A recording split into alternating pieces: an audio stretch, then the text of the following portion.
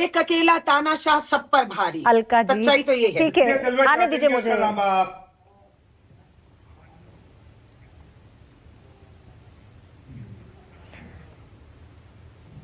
थोड़ा सा साइलेंस है ना।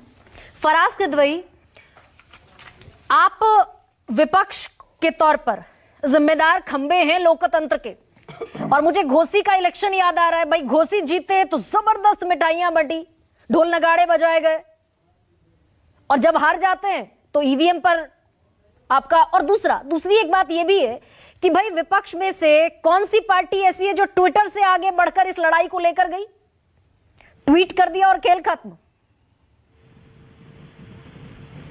नहीं गरिमा जी, ये जहां तक रही बात ट्विटर की, तो समाजवादी पार्टी कैसे संघर्ष कर रही है, सोशल जस्टिस की लड़ाई लड़ रही है और सीधे का फॉर्मूला आगे लेकर के बढ़ रही है, ये आप अगर ट्विटर और फेसबुक और यूट्यूब पर ही देखिएगा तो आप देखिएगा कि हमारे राष्ट्रीय अध्यक्ष आदरणीय अखिलेश यादव जी आजकल जिले जिले का दौरा कर रहे हैं।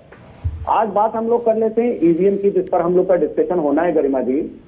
इस संसार में करीब 120 कंट्रीज ऐसे हैं जो डेमोक्रेसी को प्रैक्टिस करते हैं, और मुझे लगता है कि करीब उसमें 25 के आसपास ही कंट्रीज ऐसे हैं जहां पर ईवीएम से इलेक्शन होते हैं, बाकी ईवीएम से इलेक्शन नहीं होते हैं। जहां तक मेरी इंफॉर्मेशन है, ईवीएम का इजाद जापान में हुआ था, और जापान में भी बैलेट पेपर से इलेक्शन होते हैं, और जर्मनी में जर्मन कॉन्स्टिट्यूशनल कोर्ट ने ईवीएम को बैन कर रखा है। यूएसए में भी मुझे लगता है कि ईवीएम से इलेक्शन नहीं होते। संजय कुमार जी बैठे हुए हैं यहाँ पर, मैं रिसर्च का स्टूडेंट हूं, और मुझे ये लगता है कि जो चीज आपको अगर कुछ प्रूव करनी हो तो लीडरशिप बाय एग्जाम्पल, और आप अपनी रिसर्च से प्रूव कर सकते हैं। आप देखिए कि उत्तर प्रदेश में गरिमा जी जब 2022 के इलेक्शन हुए थे तो पोस्टल बैलेट से समाजवादी पार्टी को 51.5% वोट मिले थे। Out of 4.42 lakh vote poll, Samajwadi Party has got 2.25 lakh vote. और अगर आप उसको सीटों में लेट करिएगा तो वो 211 या 210 के आसपास सीटें आती हैं, जो कि बहुमत से कहीं ज्यादा है। लेकिन फराज बतौर सर्वोच्च अदालत हमारे पास एक ऐसी संस्था है ना, जो हम कहते हैं कि भाई दूध का दूध और पानी का पानी वहां से होगा, लेकिन सुप्रीम कोर्ट सुनवाई नहीं करती। तो या तो आपका फेलियर है फराज किदवई, विपक्ष का फेलियर है कि आप वो जेन्युइन वैलिड ग्राउंड नहीं दे पा रहे कोर्ट को जिसके बिहाफ पर सुनवाई शुरू हो सके।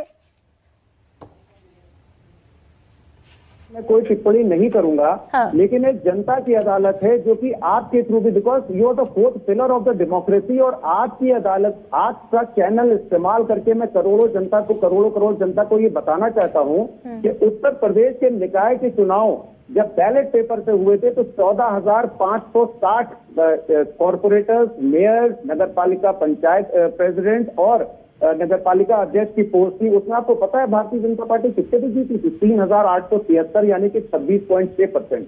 गरिमा जी, मैं खाली एक चीज समझना चाहता हूं गवर्नमेंट से कि जब उत्तर प्रदेश में चाहे वो असेंबली के इलेक्शन हो चाहे निकाय के इलेक्शन हो, अगर बैलेट पेपर से होते हैं तो बीजेपी का हिट रेट इतना क्यों कम हो जाता है, और जब ईवीएम के होते हैं तो भारतीय जनता पार्टी जो है वो शानदार प्रदर्शन करने लगती है।